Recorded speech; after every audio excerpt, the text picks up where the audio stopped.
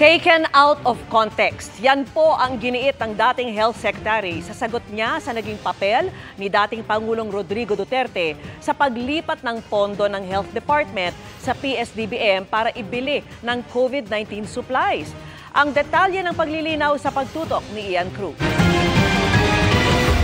Tama. The transfer was precisely effected and approved by the IATF, NTF, and endorsed to the President.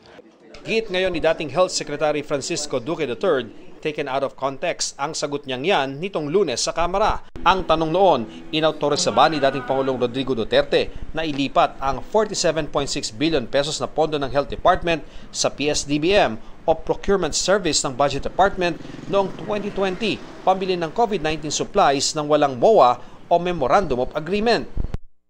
Giit niya ngayon sa isang pahayag na sumagot lang siya ng oo.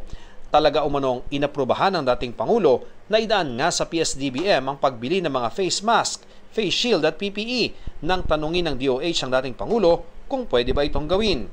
Naaayon umano ito sa batas.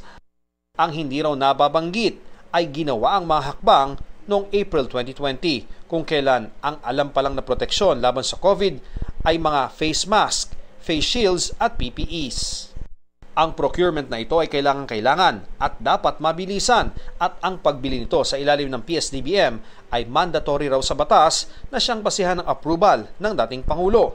Nanghihinayang si Senadora Risa Ontiveros para kay Duque sa ginawa niyang pagbawi. It was good while it lasted, no? Bumilib na sana ako kay former Sec Duque. That's the oldest excuse in the book para sa lahat sa amin na nagtatrabaho sa public sphere. Kung yan ang sinasabi niya na pina-accelerate lang ni Duterte yung pag-procure, in a way, we're back to square one dun sa kanyang posibleng pagiging importanteng resource person. It's really his loss.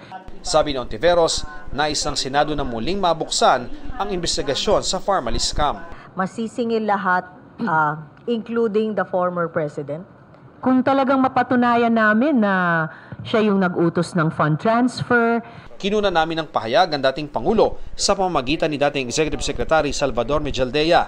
Sagot nito, wala akong statement doon. Pero pareho sa pahayag ni Duque ang depensa ni dating Presidential Spokesperson Salvador Panelo na ayon umano sa batas at sa pambansang pulisiya ng gobyerno sa kasagsagan ng COVID-19 pandemic ang hakbang.